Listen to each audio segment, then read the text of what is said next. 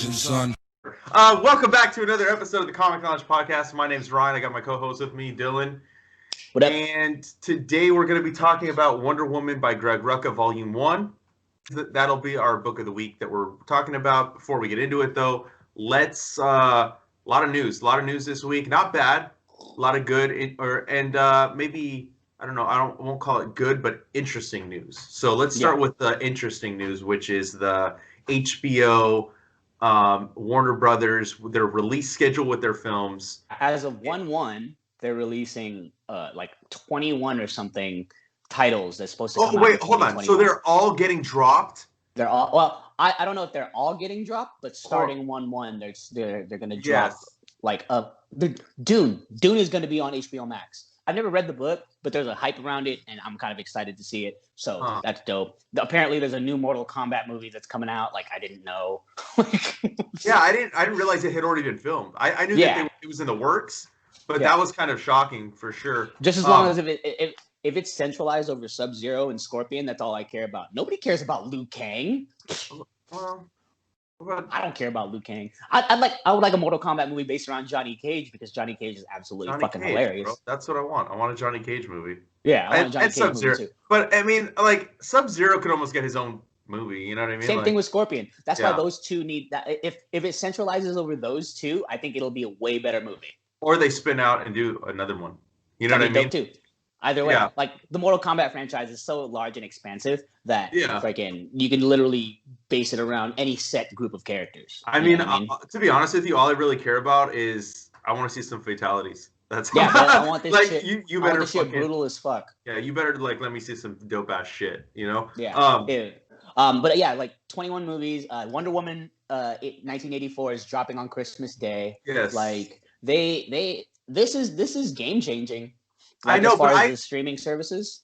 But I think that I don't think they'll drop all the movies at once. I know that I felt like I kind of saw that somewhere that someone thought they were all dropping on the same day, but that's not how you get subscribers. You get them by slow rolling it over the year so that people will continue and not just like get it for a month, watch all the movies, boom, done, you know? So see, the way I read it is they're only on there the first month of release. Then they're in theaters longer. Right, because they're debuting in theaters the same time they're on HBO Max, so we only get it for a month. Then it's gone. Then once it's out of theaters, then it comes back to HBO Max. That's the way I read it. Unless I don't know. I'm pretty sure it's what they're doing, but you know, it's like them bad, but at the same time, like I think with the way shit is, like this is the best way to get the content out without it being delayed longer than it already has to be. I mean, think about it. Last May, we were supposed to get Black Widow. Last June, we were supposed to get... I mean, Black Widow is not Warner Brothers or anything, but I'm just talking about in reference to hype and delay. Like, I mean, it's the internet alone was already upset that it took this long for us to get a Black Widow movie. Now we have to get it delayed like a whole last year. That's crazy to me. Same thing with Wonder Woman. Like, you know, Wonder Woman arguably is the strongest movie in the whole DC universe, right? Of the recent films, right? Yeah, the recent films, the strongest, but the one that did agree. Most, you know, and it took this long, and then they push it back. It was supposed to come out in June or July or some shit. You know what's funny? Is it was originally supposed to come out in November a year ago. So if they would have just kept that date, we would have got Wonder Woman in the theaters. Warner Brothers wouldn't have lost a shit ton of money. Yeah. And maybe they wouldn't be shitting all over DC Comics. I don't know. Maybe that's just me fucking thinking. I get it. Yeah, I want to see the content, you know, but at the same time, like, I do want to see it in a movie theater. I want to see it on a big screen, and I don't have money to buy a fucking 60-inch TV for my house like I almost did on a whim the other day when I was there. I was like, I'll just put it on credit. You know? And Lauren's like, what the fuck are you thinking? Why would you do that? I was like, it was just a fleeting thought. I didn't fucking buy it. It's not in our house. But part of me was like, fuck, man, if I'm going to have to watch movies at home, I want that shit big, dude. Like maybe or a projector screen, maybe some surround sound. I don't know, but like that's the experience of it's not just going to the movie theater. It's like when you're in that big ass room, right? Yeah. Like you're immersed in the fucking film, and you don't get that watching TV at home. I mean, I've watched it at home theaters, and you kind of get that feeling. But it's still not the same when like. And I'm not rich. I don't have my own fucking room that's dedicated to fucking be a movie theater. You know? I know, right? So, what the fuck? Fucking rich ass fools. We're the other side of California. We're the poor side. We're the poor side of California. Yeah, I mean, but we have more fun, I think. Yeah. No, it's absolutely fun. But yeah, it'll be interesting to see what happens with this. I think that definitely people that love film they're gonna want to see it in the movie theater. Like, if you give me the option and tell me that I can go safely, which you can't really right now. Whether I want to watch a movie. Here's the thing. Wait. Here's the thing, though. In California is one of the only states that still isn't allowing entertainment like that. Apparently, in other states like Florida, like you can go to the movies. Like, well, Florida's still. Well, they're stupid out there, dude. I mean, but you know what I mean? Like, yeah. Like, so AMC is like still top dog as far as movie theaters go because they're still pumping out movies. But like, there's been talk in California how they're like want to resurge like drive-in theaters, but I'm sitting here like, bro, I don't want to sit in my car. Like, I mean, yes and no. Yes and no, but the thing is, it's like, I don't know. Like you said, it's an experience. The way theaters are built now, dude, it's like, it doesn't even matter if you're in a completely packed freaking movie theater. You still get the full experience. You still get the rumble in the floor. You still get the freaking, like, the overwhelming freaking vision of it. You know what I mean? Mm-hmm. Like, yeah. and I absolutely appreciate that. But there are some movies that I'm just like, I could have watched this at home. Yeah, but you're right, completely 100%. Most movies I don't go see in the movie theater. What takes up most of my movie viewing is comic book movies. And it's not because that's all I like, it's because those are the only movies I feel deem me going out, spending fucking almost $50 to $60 on tickets for all of us with concessions to see it large and fucking get the full experience. Those movies are meant to be seen that way. Now, I would even argue like a movie like Joker. I didn't need to see that in the movie theater. I could have seen that at home.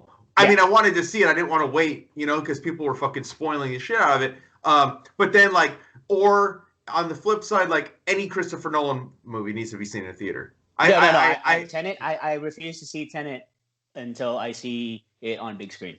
Yeah. So I know, like there's pros and cons to all of it. I would hate to see this kill the movie theater industry, which I think California. I don't know how they come back from this because like there's another lockdown is looming. I know that they're not closing retail, but if you're telling people, and I'm not trying to get like negative, but just real quick, like in terms of us, because we both work at comic book stores. If you tell people stay home if you can, if you don't need to go out, then don't. Well, you're telling retail they can open and stay open, but like if you're at the same time you're telling people don't leave your fucking house. So like I worked Thursday for the first time this past week, and it was slow as fuck. Yeah. But again, like Nick's like Thursdays are always slow, so I don't really have anything to compare it to. I don't know how some businesses are going to deal with what's going on, and movie theaters especially, dude. They've been closed out here for almost a year. Yeah. The last movie I saw was in February. I saw Sonic with Riley. Like, that was a long time ago, man. Like, I think the last movie I saw was even longer before that. The last movie I saw was like Dr. Sleep, I think. Okay. Oh, that shit was dope. Yeah, I didn't see it. That shit merited to be seen on big screen. That I will say that. And same thing with horror movies. Horror movies, I'm not a huge fan. But I want to be in a dark room, and I want to oh shit, and you just like is startled, you know what I mean? Like I like that. Horror movies go like I'm like neither. I'm like 50-50. Sometimes I want to be like in a room by myself and get jump scares, by myself. But then because the thing is about like horror movies, like when you see it in a big theater, like there's always a few people that when they get the jump scares, they start laughing after their jump scare, which is a totally normal reaction. But I don't want to hear you laughing through. That's true. Okay, you're right. You're right. You're right. You're completely right. You know what I mean? But like, I watched The Shining by myself when I watched it for the first time. Oh, you should watch Dr. Sleep. Okay, I turned all the lights off, and then all of a sudden, my phone went off. I forgot to put it on silent, and I flipped out. I flipped out of my chair, and it went fucking flying in front of me, and it was my mom telling me there was somebody knocking on the front door, and I fucking ran.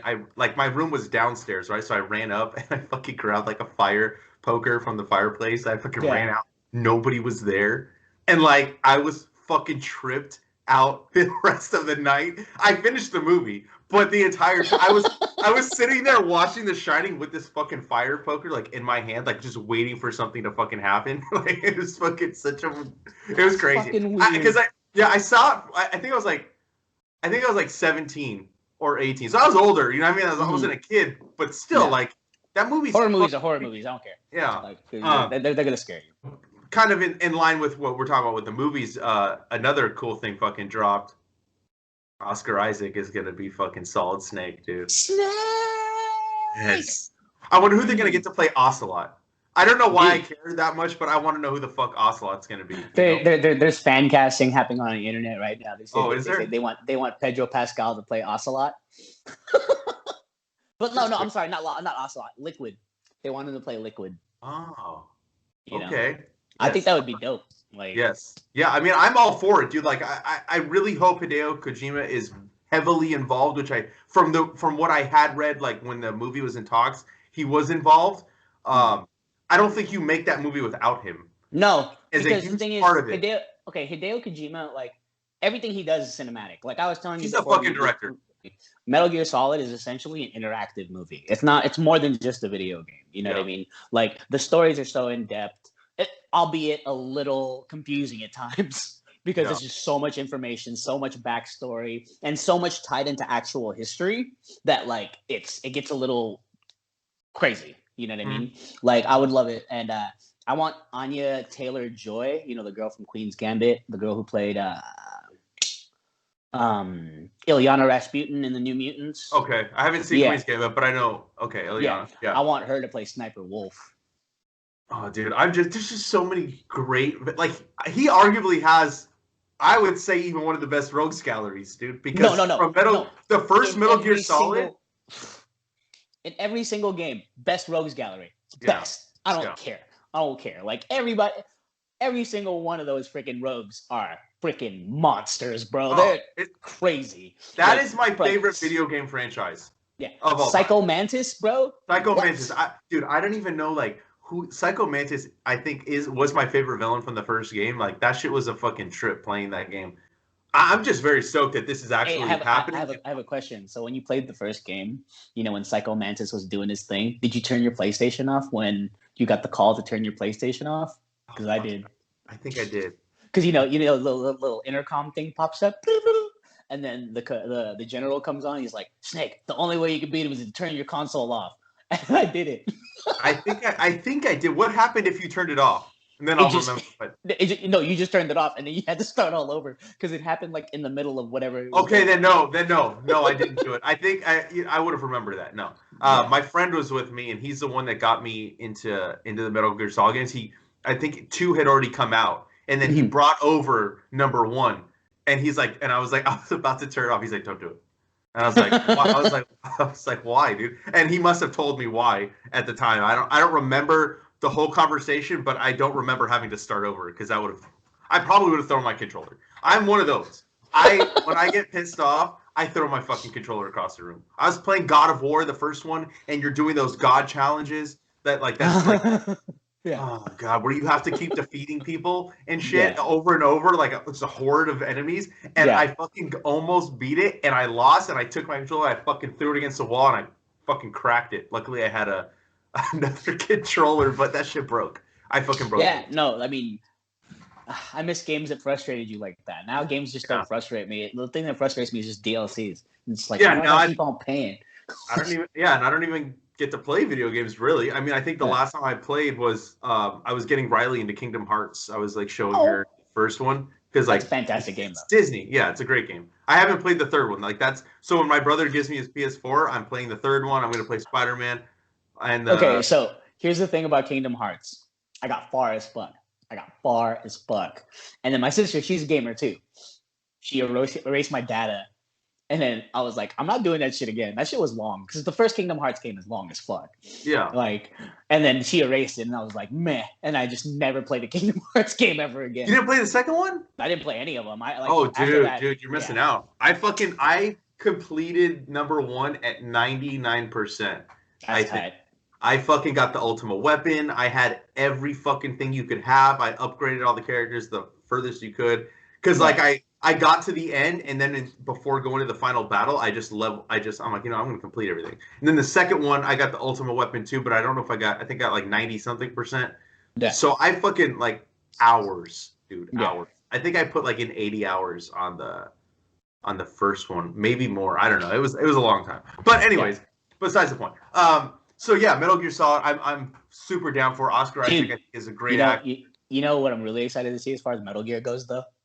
Cyborg fucking Ninja. Gray Fox, bro. I'm so ready to see that shit live.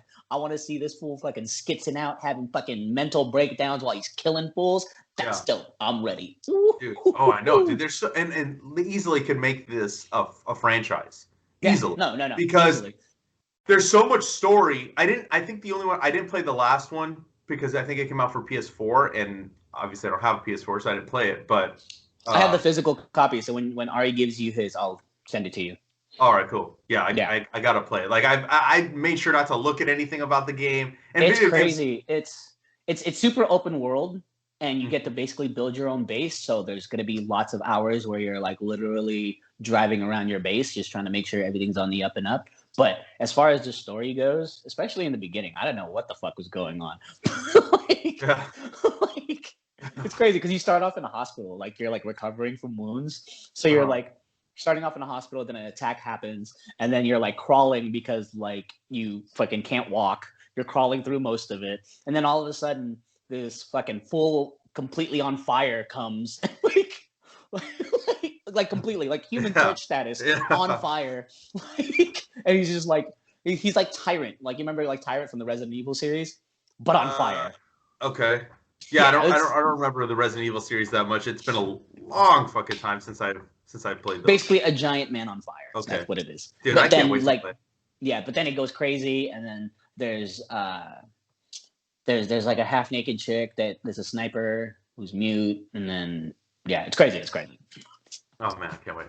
I love every single one of the games, at least besides that, because I didn't play it, but every game in that series is just better than the last. You know what I mean? And I hope they go with these, not with like the OG series from like Nintendo, because that was like the first Metal Gear series. No, just the PlayStation one. Yeah, just the PlayStation ones, because then we get to see Raiden, we get to see Ocelot, we get to see fucking Sniper Wolf, we get to see fucking Octopus, we get like all the animals, the whole Foxhound crew, dog. I'm fucking ready. I know. I'm ready. I'm so. It's gonna be dope. Before we get, there is a lot to talk about today. Before we get into Wonder Woman, though, do you want to like briefly talk about what we read last week? I know that you read a shit ton because of your reviews you were doing for Arsenal.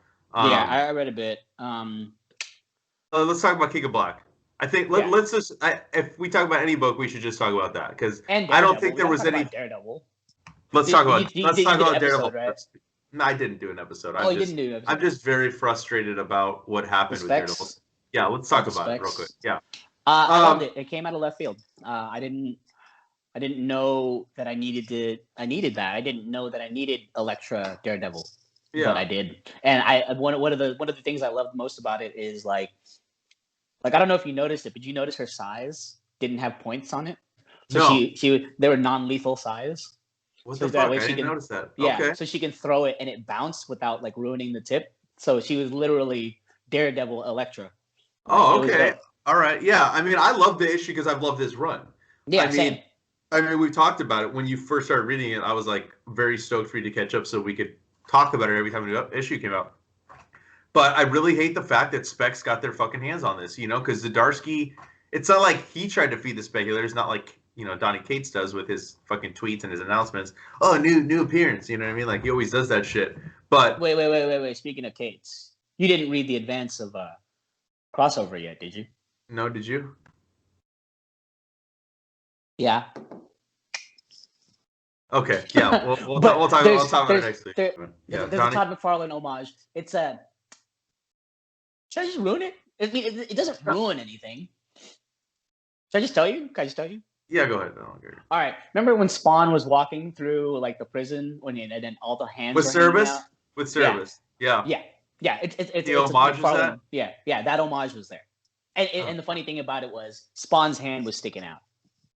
Okay, and then he's got Spawn on cover 3. McFarlane's doing a variant to cover 3 that got announced. Yeah. All right. Well, whatever. Fucking Donny Cates. Anyways, Daredevil. Why I'm pissed is because like people should be buying this book because of how great it is, not because it's the first appearance of fucking Darelectra or whatever the fuck you want to call her, Lady Electra Daredevil. Devil. Yeah, Electra Devil. You know, whatever. But like, it's he did it. It's not like he did it in a way that's cheap. It's kind of like I kind of correlated it with the same way Jason Aaron turned Jane Foster into Thor.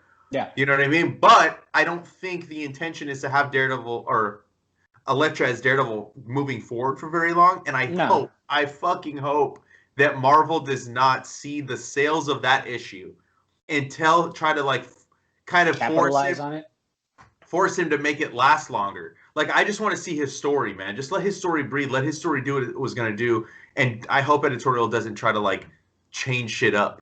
Like, I mean, and the thing is, like, Chip Zdarsky was pretty on top of it, knowing that the speculators would jump on it. Like, so I feel like if he has a say, he's going to be like, hopefully he knows better. But I feel like he doesn't. I don't know.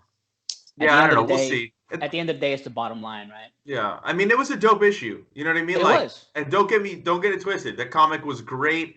I'm glad that the sales went up for the issue. But I have a feeling the sales are going to maybe decline after because it's not a first appearance. Maybe the speculators fucking continue thinking something else is going to happen, much like they've done with Thor, you know, with Donny Cates. But we'll see. I mean, I love the issue. I've loved this run. I think people should be reading it for the quality of the story, not because they're trying to get a first appearance of something. You know what I mean? Yeah. I heard it was revealed in the solicitations that she's back in her normal costume by like issue 27 or some shit. Yeah, I mean, I don't see him leaving Daredevil in jail very long either. Yeah. You know what I mean? Like, we were talking about, like, it's been done. Like, Daredevil's been in jail before. Yeah. So I'm really curious to see what comes of this storyline, because like I don't want to like spoil the ending. Everybody knows that Electro's in Daredevil costume, but why she's doing it, why she's trying to get Matt on her side, like that's what I'm excited for. You know, a king and a queen, dude. Yeah, and then Stick coming back in the mix, dude. I fucking love Stick. I'm very stoked to see what happens with that. I think the other big release though, King of Black. I know you really loved it. I know you didn't read Absolute Carnage. You're not caught up all on Venom, so like there's some stuff that maybe you don't have the context for. I don't have the context for it, but they did a pretty good job of explaining a couple things, like the whole Carnage throne and the symbiote throne underneath New York City. They explained that a little bit, so I was like, okay, at least I wasn't lost with that. Yeah, I was thinking more of the stuff with Dylan, because there's a lot of stuff with Dylan that you didn't get to see. Oh, they had charts in the back too, didn't they? Yeah, they did. I glossed over it because I already know everything. It was more like Null timeline. Like I did. Okay, so I wasn't completely clueless as to who Null was. Thank God, because like I wouldn't have been. I was whatever about it coming out, because I read Silver Surfer Black and Null was a heavy part of that. I read some of the Guardians of the Galaxy. I read of course Jason Aaron's Thor, because you hear about the Necro Sword. Like you know what I mean. But yeah, like I wasn't completely clueless. I knew exactly what kind of what. No, not exactly. I had a pretty good idea as to like the impending doom of which freaking Null was. But you know, I just thought that it was spectacular in the sense that, dude, everybody failed. I wasn't thinking you were clueless about Null. Yeah. Like I knew you knew about that. I just think one of the most important things is like the context of Dylan and what he's able to do, especially with the storyline that just ended in Venom, the arc that just ended, which you get like a glimpse of what Dylan could be in an alternate world. So like, I think that kind of elevates the story. Like Nick also hasn't, I'm pretty sure he's not caught up on Venom, but he hears stuff from me because I just tell him shit. So I think that was kind of important to know. And I think he kind of should have at least worked that in there a little bit for people that are just picking up the event. Because there are people that literally just pick up event books. Like that's what they like. They like crossovers, and they don't necessarily want to read fucking 30 issues of Venom to know everything going on, you know? Yeah, right. But, you know, like I think for me, I was expecting a little bit more, like I said before we were recording, because of Absolute Carnage #1 being so phenomenal. Like it was, I think it was like 3 issues worth of content, maybe more. It was an $8 comic book, but it was well worth the money. Like I felt like I got my money's worth. I did not feel bad spending $8 on that book because it was so great. This one wasn't $8, it's $6, so I think it was a double-sized issue. But and I don't want to say I didn't feel like I got my money's worth, but like coming off of that, his last event being so fucking dope, like the first issue, and coming out so strong, I was expecting this to come out just a little bit stronger than it did. But I mean, the best part for me was Stegman.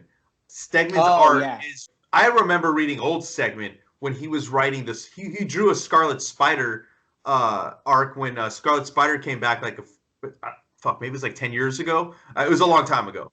From then to now, was it the one where he went to Houston? Yes, it was Roxxon in Houston. Yeah. Kane was Scarlet Spider. So his art has just leveled up so much, and I've been really missing his art on Venom. I think that was one of the appeals to me when I was picking up Venom in the beginning was the art. And not that the art has taken a decline. I prefer Stegman, you know? So the art was great. The story was, for me, it was just kind of even. I'm excited to see where it goes from here because, like, it was a fun comic. You know what I mean? Like, it kind of reminded me of, you know, 90s type of stuff. You know what I mean? So, like, and not in a bad way.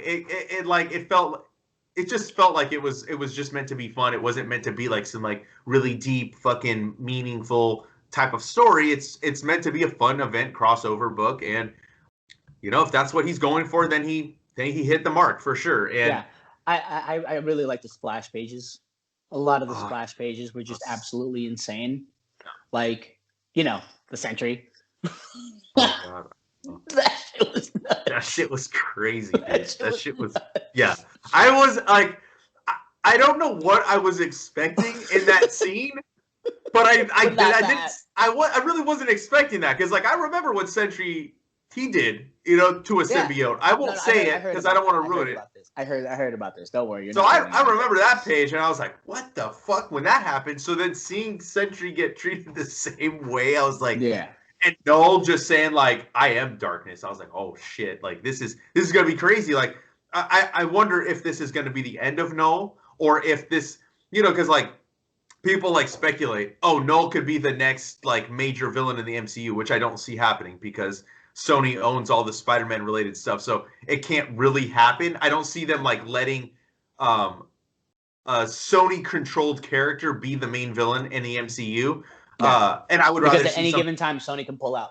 Right, and I would rather see Galactus or Doom. Like that's my wish. I would much prefer Doom to be the next villain because we've already seen the space kind of like sci-fi, you know, that shit. So I'd rather see it brought back down to Earth, Doom do some crazy shit, and then from there we grow and we see Silver Surfer, and then we see Galactus. You know, and that would be like in the next couple phases. I mean, with the confirmation of Kang the Conqueror, I feel like Doom like is like gonna happen.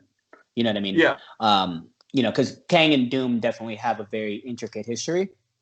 Yeah. So I know. I'm thinking of the new Doctor Doom ongoing, which I've really been enjoying, and the scene with Kang and Doom was just.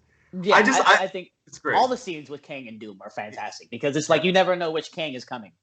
But like, you know, as far as Null goes, you're right. The thing is, at any given point in time, if they have a Sony controlled character, then Disney Marvel has no choice but to pay Fox out every time because they can't. Sony, but to pay Sony out every time because they can't ruin continuity like that, like in the middle of it. You know what I mean? So, like almost happened with Spider-Man. Yeah, exactly. And they don't want that mess, especially if, like, you know, freaking Feige is a big picture guy.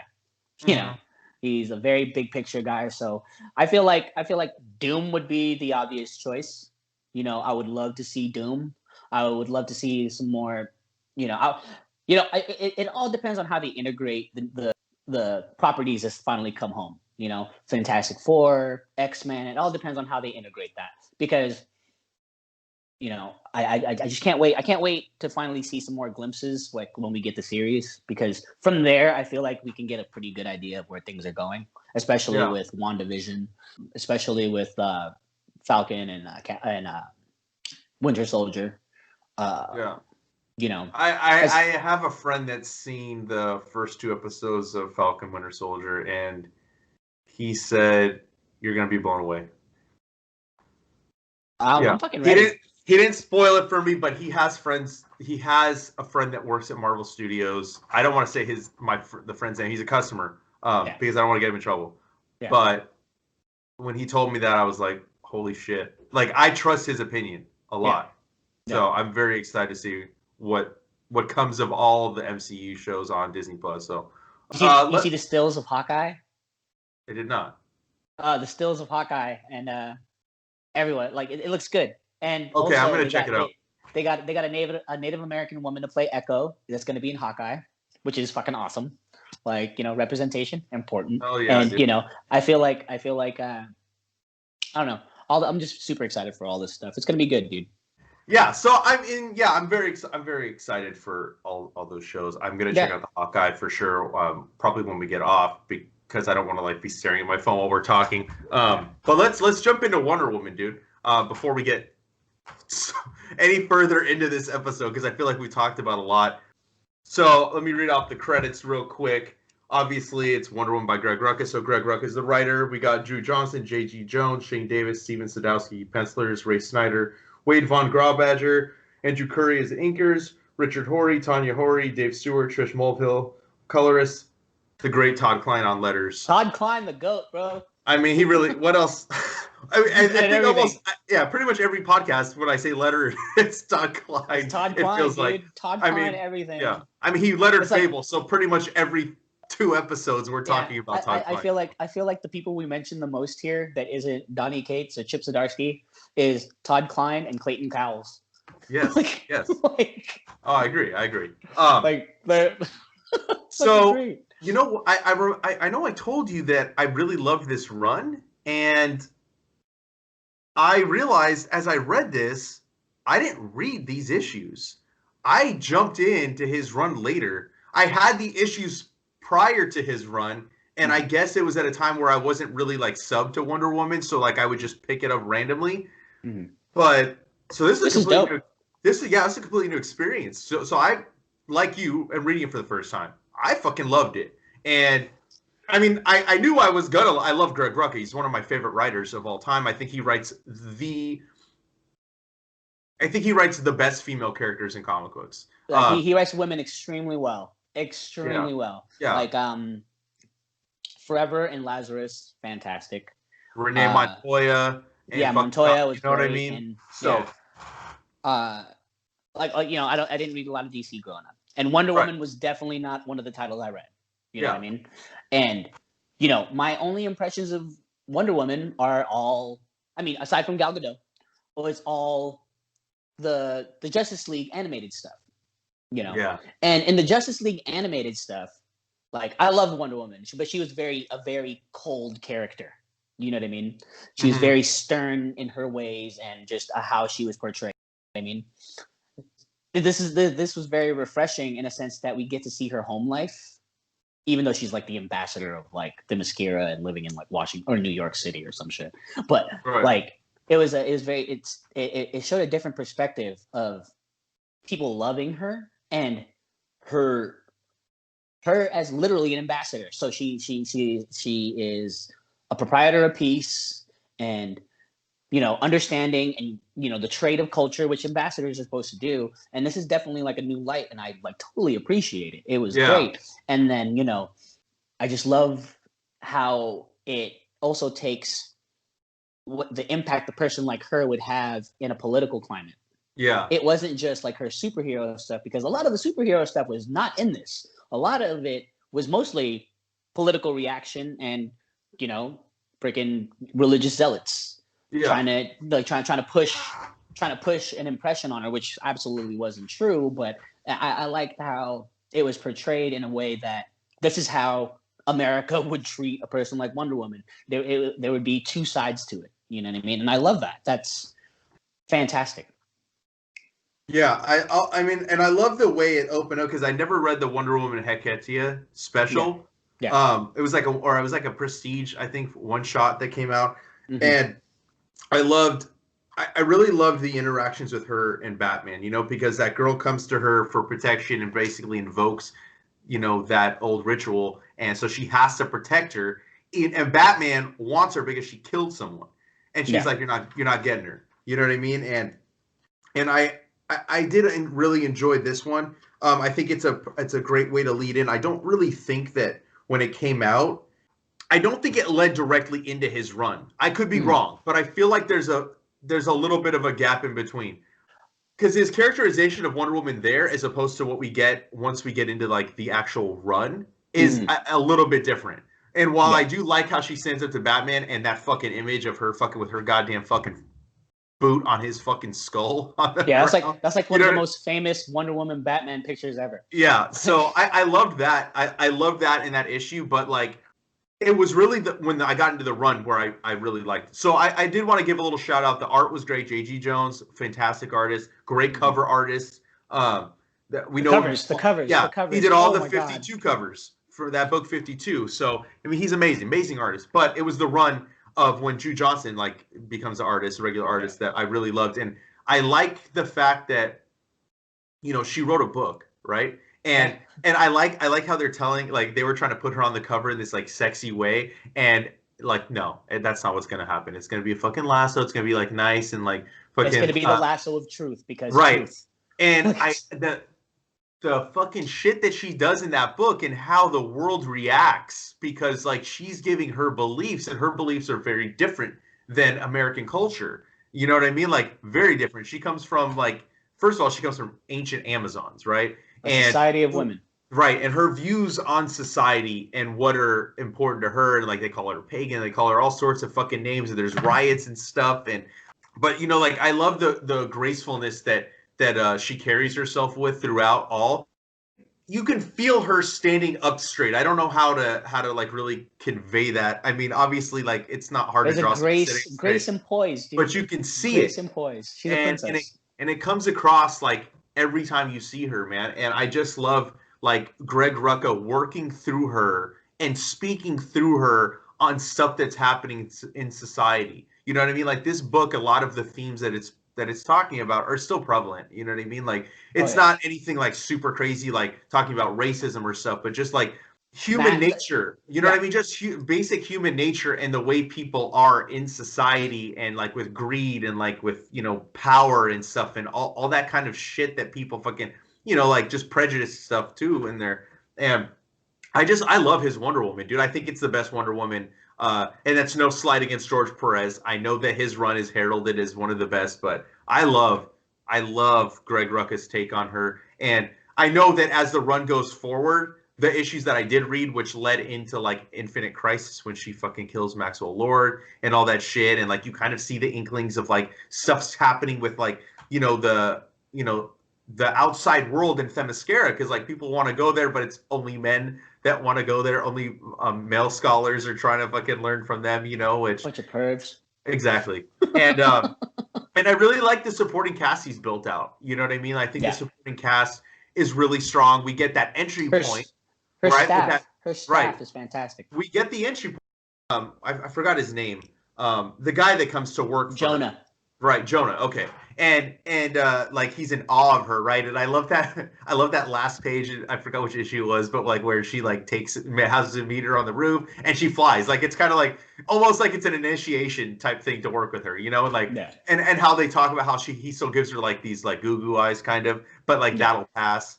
And Ferdinand the chef, I love Ferdinand. Yo, I want to learn from Ferdinand. Yes. Like some of the stuff he talks about. Like I just made you a compote. Oh damn, that sounds good right now. Oh, crepes. Yes, absolutely. I know, and I feel like only cooks would like would like enjoy that. Maybe other people do too, but I really. Did you notice the freaking sketches in the back? There's a little note by Ferdinand. It's like earrings everywhere, rings everywhere, to contrast with his chef whites. Yes. I was like, that's fucking great. Yeah. And I loved the fucking cilantro comment that Wonder was like, oh, is there cilantro in this? Are you putting it in there again? Like, I love cilantro, so I'll put cilantro in everything. I don't give a. It's much like garlic. I'll eat garlic with everything. Okay, cilantro, you know what it is about cilantro? Some people taste cilantro like it's soap. And you know what that is? It's a food allergy. Oh, I didn't realize it was a food allergy. That's weird. I mean, it's weird to me that people taste soap. Like, it's a strange thing to happen. Like, I've never heard that with any other food. But it's just little fucking like things that were like really fleshed out. The supporting cast, and I don't remember if Ferdinand was in the run prior to this. because it's been years, dude, since I read that. I mean, this I think came out in what, like 04, 05? Yeah, if I remember correctly, like the initial run. I'll look at it. Kind of the art kind of has like a 2002, 2002 to 2004 was when the issues were originally published. The art actually kind of has like a Vertigo feel to it. Like, yeah, like, you know, I kind of get like a Fables feel to it as far as how the art is. Right. Well, like, Drew Johnson definitely has like he has a soft line. You know, the way he draws people, very soft, like they're not hard edges, you know. I will say, I have to say this before I forget. There's one thing in the art that I did not like.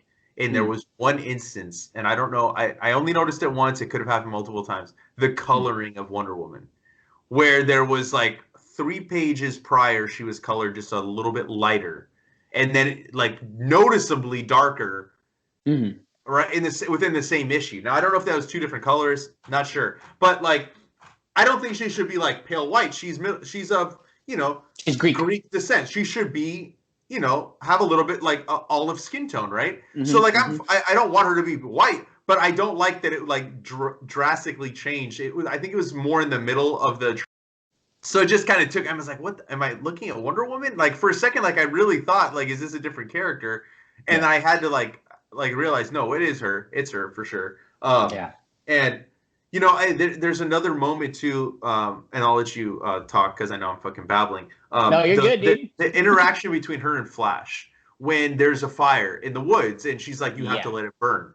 Because that's how stuff, you know, like it has to, because that's like within its nature, it burns, and that's how growth comes. And just that interaction with her and Flash, where he's like, "Well, what about the people?" She's like, "No, focus on saving the people, making sure they're okay, but let the forest burn." And like that got caught on the news and stuff, and like, and it got twisted and freaking which is like, and it's crazy because like back then there wasn't like Twitter and all this shit, but that was very social media culture, like where you could almost like see that happening now, and just like Twitter blowing up, Facebook blowing up, all this shit blowing up from just that one snippet of what she said. So like that's why like it didn't feel dated at all to me. And like the growth of her, like, and then Veronica Cale, like I like her. I think I'm pretty sure she was created during this run. I don't remember her ever before, and like how she's like kind of consolidating power and stuff, and like she's fucking vicious. She's ruthless. Dr. Psycho. I had no idea who Dr. Psycho was prior to this. Yeah. And I can just tell you right now that little fucker is fucking mean.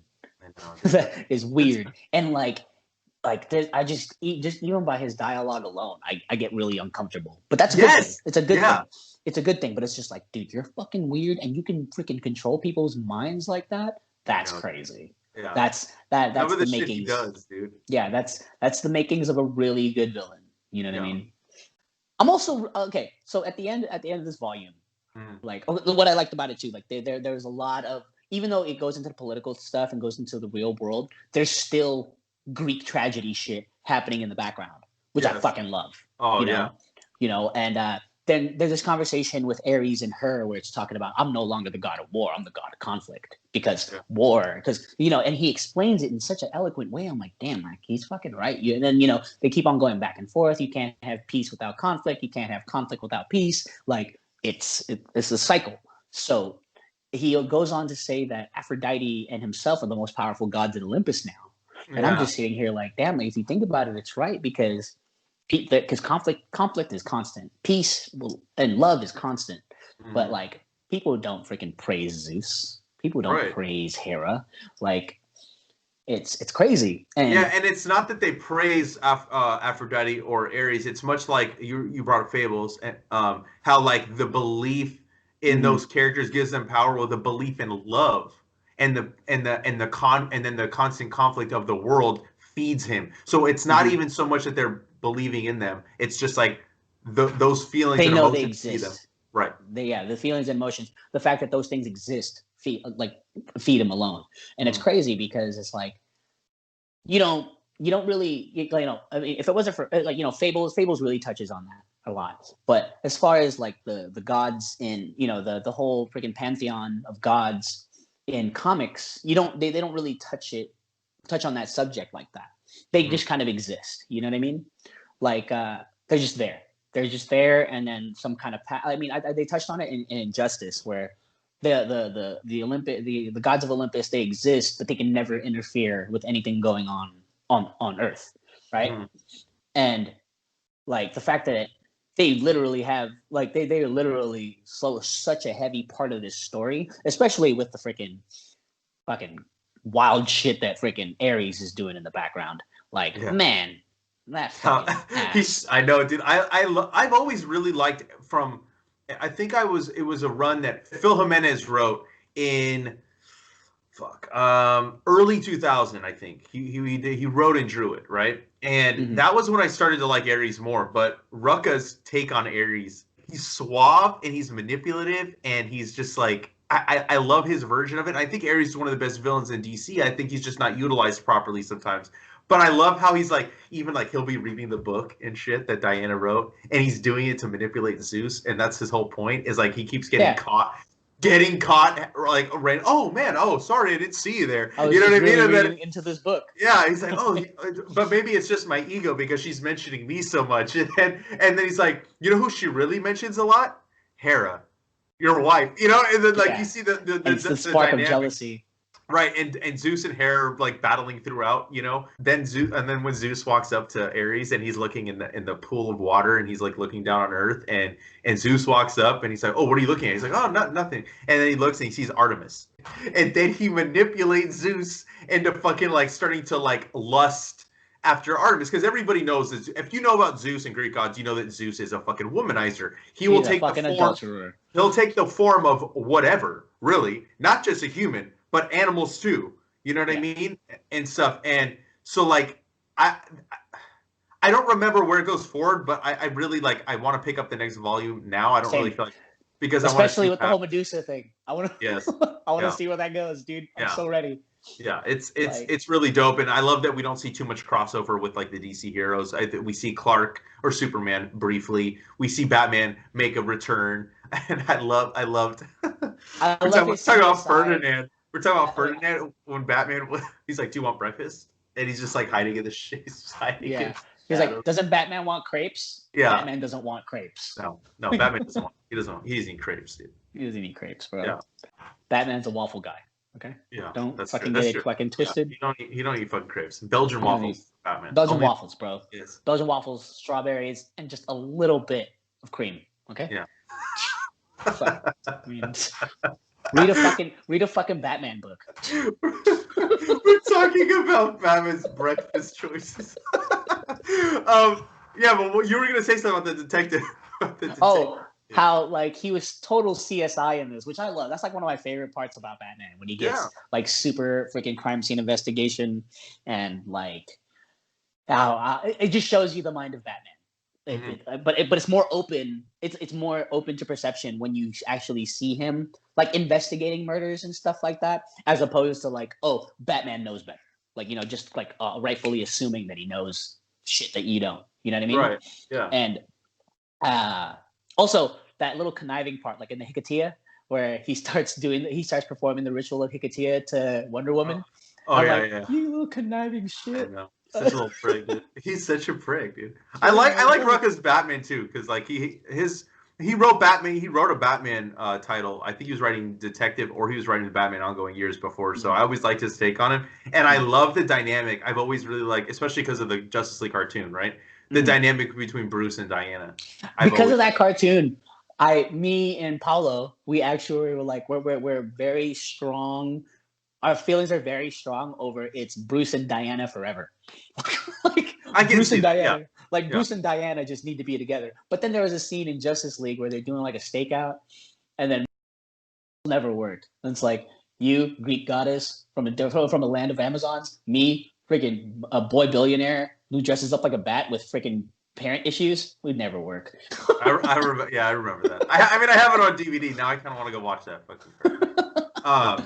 Yeah, the dynamic between them, and it's only like one issue, or well, two issues if you include Ketia.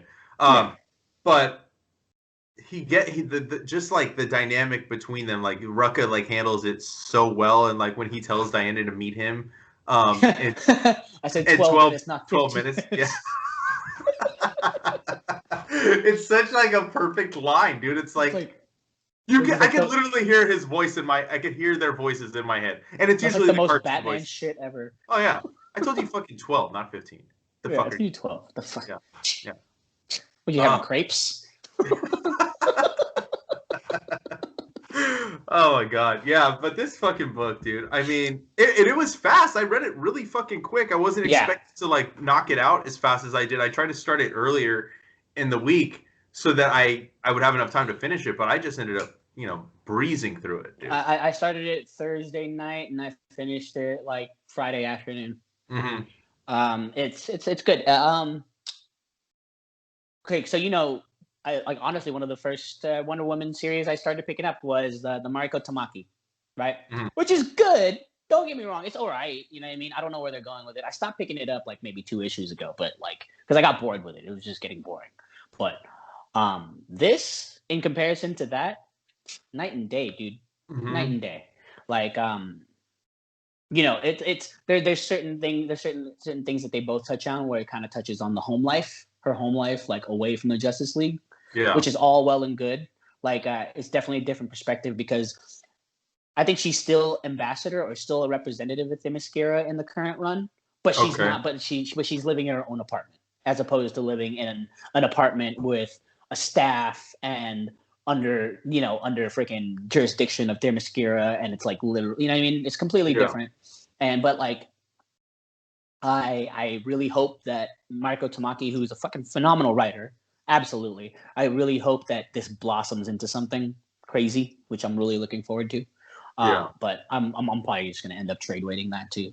But this Rucka, I like, how many books are there? How many volumes are there in the oversized ones? I think there's 3, right? 3 or 4. Yes, at least 3 published. Yeah. I mean, but I would think they would have already published the next one. But sometimes like with these like Flash by Mark Waid, for instance, there's been a large gap between 7 and when 8's going to come out. So I know they were doing these right or before the pandemic. I feel like I could be wrong, but I know there's at least 3. But yeah, I forgot to take them home because I have such a large pile of stuff at home that I'm trying to read to do episodes for the channel. So I'm like, I'll finish those first. But I want to finish the rest of this run like ASAP because it ended on such a fucking cliffhanger, dude. Yeah, dude, that's great. I it looks so good. Like now, I want to read more Wonder Woman, not just by freaking Greg Rucka, but like there's a Wonder Woman that's been on my freaking to read list. The Jill Thompson. Oh, that one too. Dude, the Jill Thompson one. It's amazing. Yeah, the Jill Thompson one. We actually have a physical copy at at Arsenal that I'm probably going to take home, so I don't read it digitally. That's how I read it. I grabbed a copy from the shop. I did an episode on the channel of it. It's amazing. Yeah, just the cover alone is absolutely beautiful. Like, holy crap! Well, dude, she does watercolor. Yeah, the whole book is watercolor. It's breathtaking. Dude, I am having such a crazy respect for like artists who do watercolor. Like Emma Kubert. Emma Kubert does fantastic watercolor. Yeah. Dustin Nguyen does fantastic watercolor. He did stuff in Ascender and Descender that I never knew you could do with watercolor. Like, so I'm having such a crazy respect for people who do watercolor. Mainly because I can't do it myself, or at least I haven't tried in recent years. You can do it, man. You can do it. Because Lauren used to say exactly what you just said. She's like, I can't do it. And like, I kept bugging her. I'm like, dude, I really want to see what you would do with watercolor. Like, just fucking do it. And she fucking started like knocking it out of the park, and like, then it's like one of her favorite mediums to work in now. And I mean, watercolor is just, I love it. I think it might be my favorite medium in terms of like painting. I think watercolor is just, there's something about it I can't really put my finger on. It's just, and that Jill Thompson book is absolutely breathtaking. I think I mentioned the watercolor aspect of the book multiple times in my video review that I did because like I was so taken aback by it, Right. But yeah, like I mean, like that's, and once again, this goes to show you like all it takes is a great writer for you to get interested in a character. Yep. You know what I mean? Fantastic. Like Greg Rucka, like everything I've read by him so far, I'm totally interested. Like Lazarus. Like fucking Mike Tyson is reading Lazarus. But yeah. Like Lazarus, like you suggested it to me, and I blasted through like the first 3 trades in like a week. Yeah. You know what I mean? I forgot to say Batwoman too before I forget. He wrote Batwoman. I don't know why that character eluded me when I was thinking of strong female characters. He also wrote Batwoman. So. Yeah, but like it's either he has someone in his corner who's like helping him like, convey these feelings and stuff like that, or he just has a fucking great understanding. Yeah. Because these characters don't falter in any way, shape, or form. Like, there's vulnerability, there's strength. Like, it's not just one thing or the other. You know what I mean?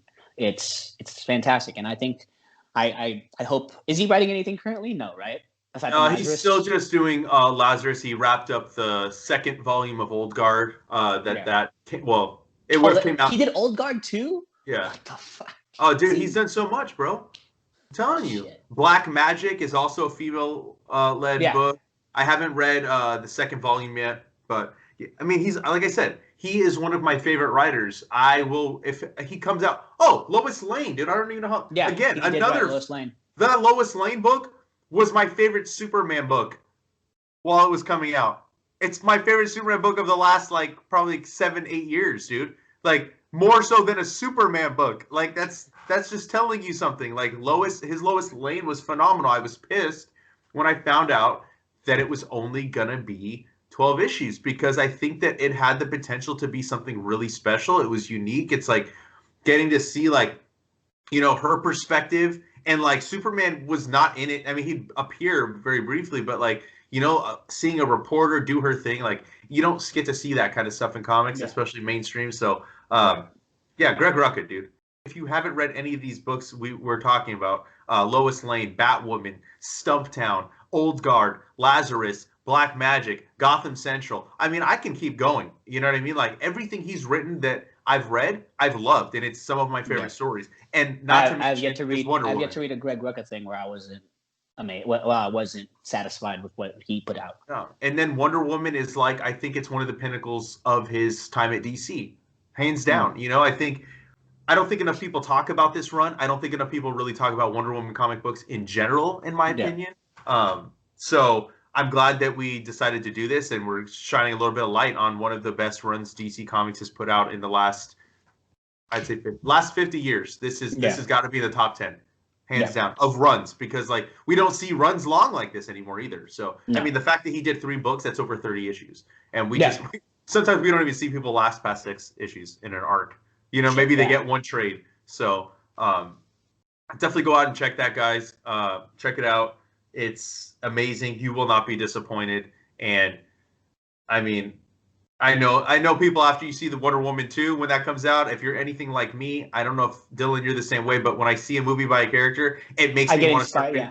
Yeah, I start reading their comic books. So, like, when if I watch an Iron Man movie today, I'm probably going to want to read Iron Man comics. Even if I've already seen the movie, like, just watching it makes me want more of the character. And this should be at the top of everyone's Wonder Woman best of list, in my opinion. I think it should be the top. So no, it's great. I already have, what do you call it, the second volume downloaded. I'm, like, ready to go. Okay. Yeah, I'm gonna pick it up on Monday when I get to the shop. So I think we're both giving it 2 thumbs up. 10 out of 10 for me is what I would grade it if I was giving it 10 out of 10. You want to talk about what we're excited for this week before we get out of here? I was excited for crossover, and then I got the review. I got the advance, and I'm like, man, dang. Whatever. I mean, it's fine. It's fine. It's okay not to like an issue. I know. I mean, the first issue. I know. But if Kevin was listening to this, I know he'd be a little butthurt. I was trying to throw shade at Donny Cates the other day, but I was so tired that I couldn't come up with like I started my clap back at him, and then I was like, fuck, dude, I can't think of anything, and I just left. I just went home. I just walked out the door. I was like, I can't think of anything. Bye. I'll see you later. If I think of it, I'll text you. But he loves Donny Cates, and I'm constantly like, I find myself liking him less and less because of what he does in terms of, like, feeding speculators. I don't think he is a bad writer, but I think the hype around him is a little overrated, in my opinion. I am excited for Death Metal Last of the DC Universe. Dude. Oh, yes. Last stories of the DC Universe. I mean, those covers alone. Look, those 1 in 25s. No, I'm so pissed at 125s because I'm not spending a premium. No, I'm not spending that shit either. Out of here. Yeah, but I'm excited for the books, and like, I was excited for the contents of the books. You know, so I'm very stoked. And they're gonna be big boys too. They're like $8.99, so you know, they're gonna be like 40 to 60 pages. So that's gonna be something. That's gonna be It's gonna be something else. A book that I feel like doesn't get enough attention, Seven Secrets. Like, I think that people should freaking pick that up.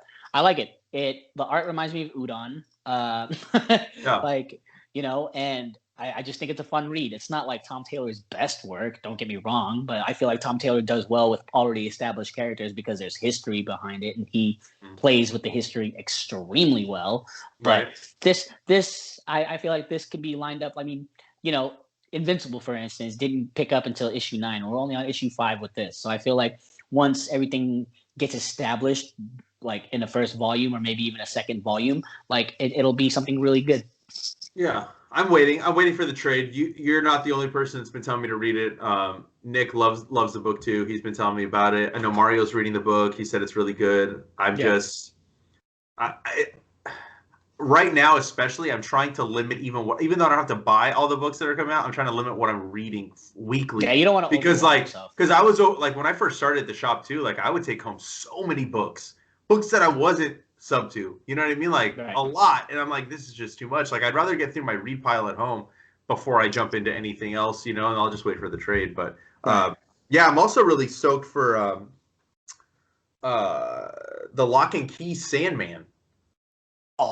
Book that they're coming out with. I know I know at least one of them is a reprint. I don't know if there's new content, but it's tying in one of the issue 0, right? Yeah. So it's tying into like an old Sandman issue where a key that's going to be in this crossover takes place. It's just such a great idea for these two worlds to cross over. Huh? You know what key that is, right? Which key is it? It's the key to hell. Oh my god. It's Lucifer's key, bro. So we're gonna see Lucifer probably too, I would imagine, right?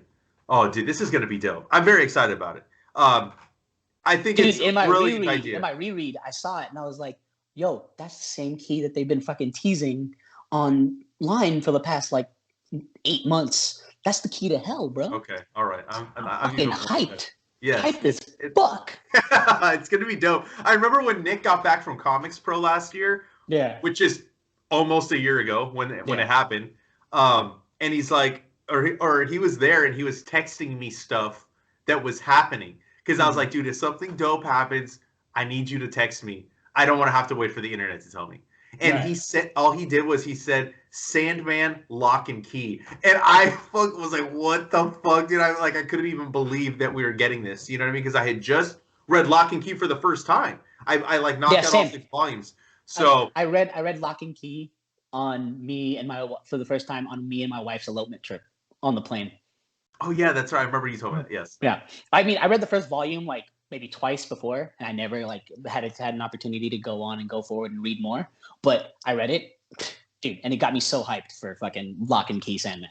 I know it's gonna be dope. So I'm very excited for that. I know there's a new Amazing Spider-Man, there's a new Venom, there's a new Ninja Turtles ongoing.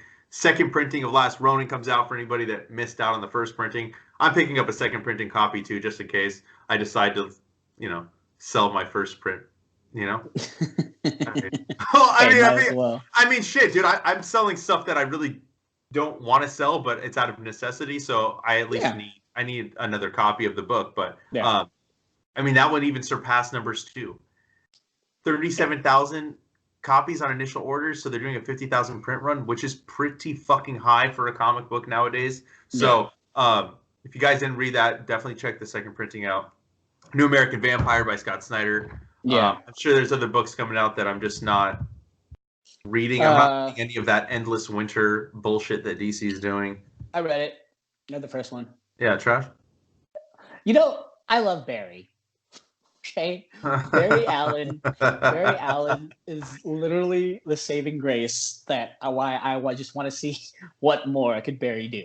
Okay, and it's not anything he does like as a superhero. Like pretty much in the entire issue, he's literally asking everyone in the Justice League, "Hey, how are you balancing your superhero life and your personal life?" And he's literally going and talking to everybody. And then he tries to act like in one shot, he's like trying to ask Batman. It's like, "Hey, Batman, how do you?" Okay, you know what? Never mind. Oh God. All right. Barry is my favorite part of that. Like, yeah, it doesn't appeal to me. And then they're copying Jason Aaron with these Viking Justice League, and I'm just like, dude, you're fucking totally copying what he did with the fucking Avengers BC. I just whatever. I mean, I looked at the art. I like Howard Porter. I couldn't do it to myself. I'm like, you know what? This is too much. And eight parts in 1 month. Like, what are you, 10 of Swords? I mean, come on, dude. At least that crossover was better. But one other book before we leave. Batman Black and White. That has always bred amazing Batman stories, so I'm very stoked. I know the lineup is really good for. I think I've seen at least the first 2 issues of people that are going to be on it. So I mean, it's amazing, dude. The talent that they have. So I'm stoked for that. There's some good stuff coming out. I mean, now you just reignited my hype for that freaking Lock and Key Sandman. Oh, you're welcome. That's what I'm here for. Let's go. Let's fucking go. You mean we're gonna get fucking Morpheus? Morpheus, bro. Like, fuck out of here. We're gonna fucking see fucking Death of the Endless. Fuck out of here. I'm with it, bro. I can't wait. I think that might be the book I'm most excited for, even though it's probably just reprint, just because like I've been so hyped for this crossover. Yeah, I think that's all I got. If you're good, I think you're good too, right? I'm good. All right. So that's been another episode of the Comic Lounge podcast. If you're not already following us, follow us on Facebook, Twitter, and Instagram at The Comic Lounge. You can follow Dylan at The Dillbot on Instagram. Throw your comments or suggestions down below, or you can email us thecomicloungepod@gmail.com. Make sure you hit the subscribe button so you're notified every time a new episode goes up. We're on Podbean, Spotify, iTunes, and of course YouTube. And on that note, we're out. Peace.